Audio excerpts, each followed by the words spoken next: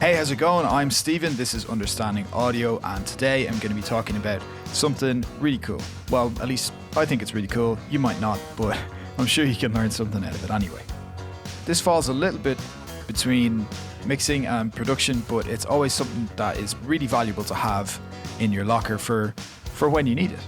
Now in the songwriting process, we can write a great intro, a solid verse, a really nice pre-chorus that leads to a nice ramp up to a big chorus.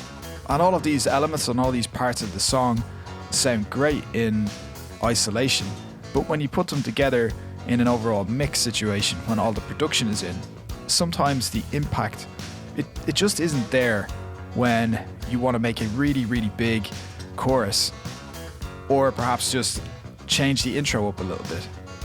And a lot of the time, it's not down to the songwriting, it's not down to what you're doing in the mix.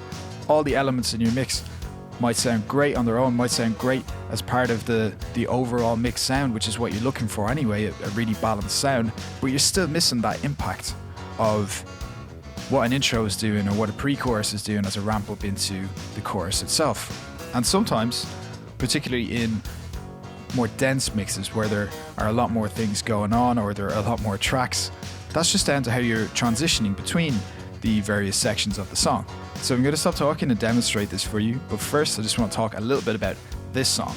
This is a song by my friend Dave Michaels, who also won a mixing competition over at understandingaudio.com at the start of the year. Similar to Monsieur Alice, who you might have seen in other videos, he won a free mix by yours truly. Dave is a very accomplished songwriter with lots of experience, so this track was an absolute pleasure to work on.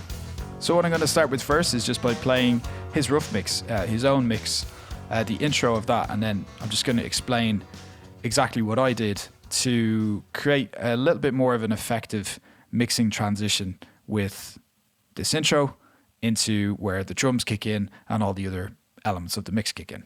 So let me play you his first.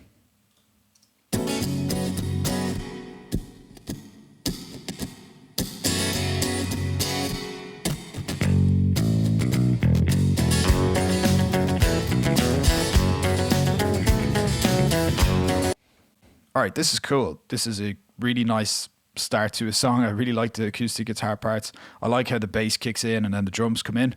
But what stuck out to me was that DI guitar sound. I think as part of an overall mix, when it's a little bit more dense, you won't notice DI guitar sound as much, but right there at the start, when it's exposed, it just doesn't really sit well with my ear. And also, I wanted to make this intro a little bit more dynamic, a little bit more creative, and then have a lot more of an impact when those drums kick in.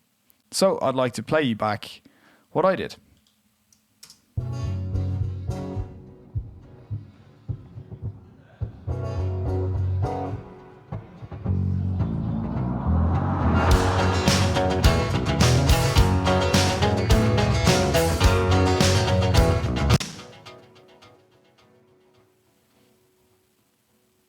So just so we're clear, I'll play you Dave's again, which is this.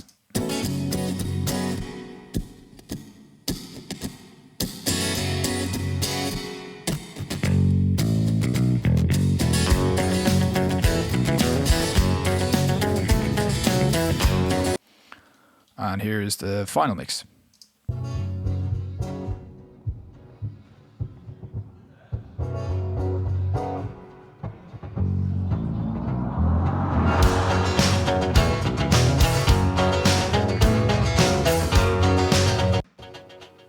Okay, so let me talk about what's going on here, and let me talk about what I did to make this effective transition from this intro into where the drums come in, which is an extended part of the intro.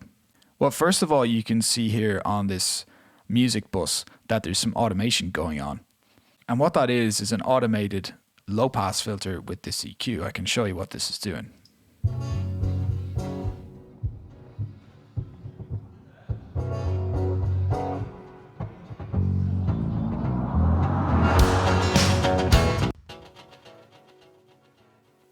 So it's pretty clear what that is. It's this low pass filter that's just opening up from the intro to where the drums kick in, and then you get the full frequency spectrum. Down a little bit further, there are some vocal effects that I've put in, and let me just play those for you in solo so you get an idea of what's going on.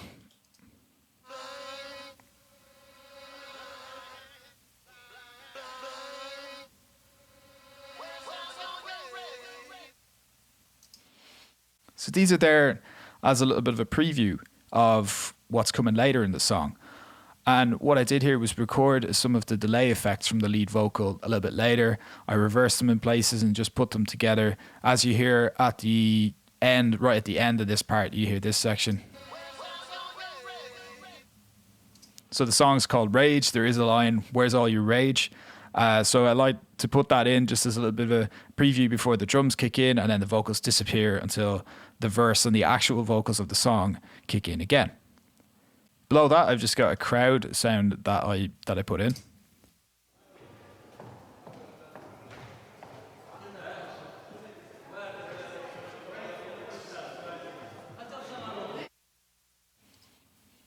Well, it's pretty simple why I put that there. This song is about the people. It's about being enraged about what's going on in the world. So just put a little bit of an element of this is about more than just one guy singing, that there are more people involved, just to give a little bit of a sense of that. Sounds a bit airy-fairy, but it works for me.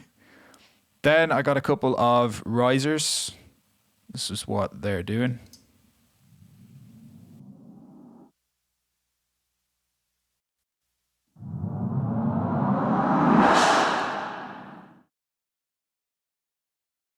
So in the mix, this is what they sound like. I'm just going to mute this other one.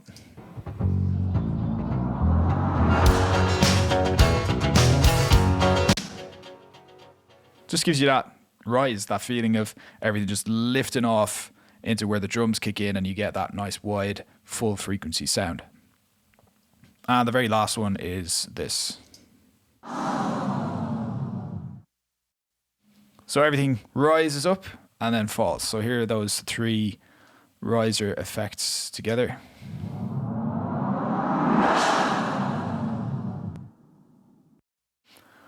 If I take these out, this is what the end of the intro sounds like.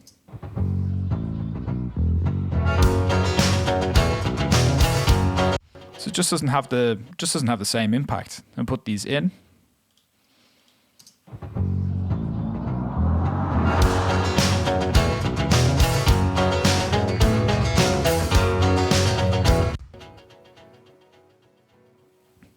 Now this happens again a little bit later in the song, just as we're coming into a chorus from the pre-chorus. Here's another example of these effects of how to transition from the pre-chorus to the chorus.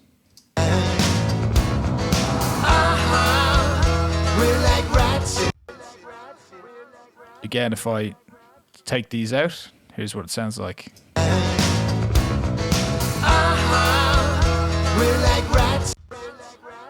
So I'll just wait for Dave's delay to finish. Almost there. Okay, there we go. So that sounds fine on its own. It's a well-written song, so the transition from verse to pre-chorus to chorus, it sounds fine.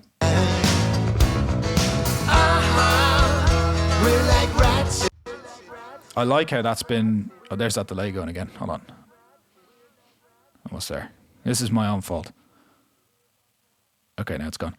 So it sounds fine. It sounds really good. It's a well-written song, but these little risers just help that transition between the pre-chorus and the chorus, as I mentioned. Give your job to the next in line. We're like rats in a cage. Yeah, yeah, yeah. Where's all your rage? Where's all your rage? So this should just give you some food for thought of where you might add a couple of those little transitions in your own mixes. Now, it doesn't need to be everywhere. It doesn't need to be at the end of every bar, but it's just a production and an arrangement element that you can have in your locker. If your mixes just aren't sounding quite the way you want, it's generally not because you've messed things up with EQ and compression or whatever. It just sometimes takes that extra little bit of creativity to really bring them to life and to sound the way you want. Now, I'm not a creative genius, and I have not just stumbled across all of this myself. This is present in a lot of music that you listen to, and you'll know this already. But I just want to give a couple of nods to where I picked up some of these techniques.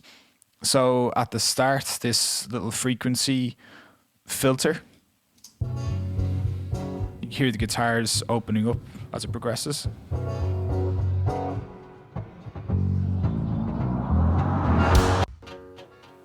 So that technique has been used quite a bit, really.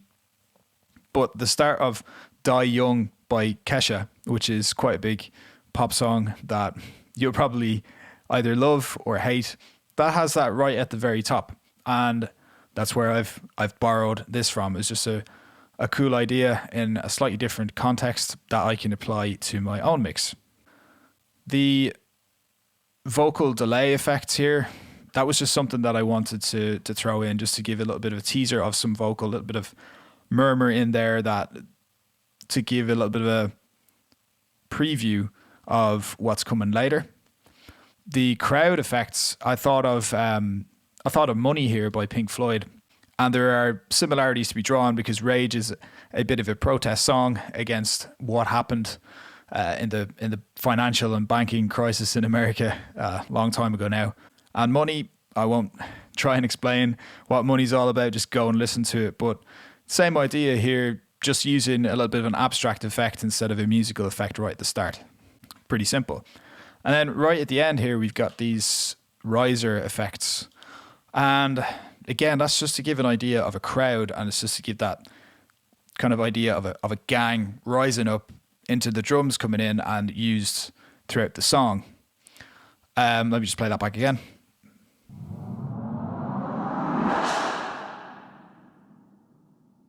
So risers, these sort of effects are used everywhere. But the idea to use this right at the intro, the one that's always sticks out to me is Uptown Funk by Mark Ronson featuring Bruno Mars. So all these elements are coming together to create a unique sound in the context of Dave's original song and his music. They're these things that stick in your head that you can use and apply to your own productions and your own mixes. Now, the only way you figure all this out is by listening to a lot of music and trying these things out. Now, I don't want you to waste all the time that I did trying to figure out all this on my own. And I actually have a guide that I can give you today completely for free that's going to help explain how you can unlock your taste. The fact that you might like Pink Floyd or Kesha or Bruno Mars or Mark Ronson, and you can use these and apply them to different genres of music and have your own little unique production effects that you can just pull out of your locker whenever you need them. So what I want to do is give you this free guide. It's called The One Hack that guarantees a unique pro sounding mix.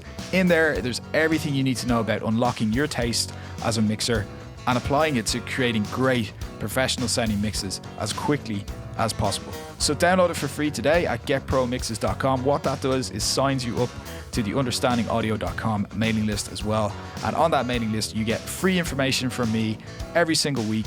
And it also opens you up to the opportunity of entering competitions like Dave and Monsieur Alice entered to have their tracks mixed completely for free by me, if you'd like that.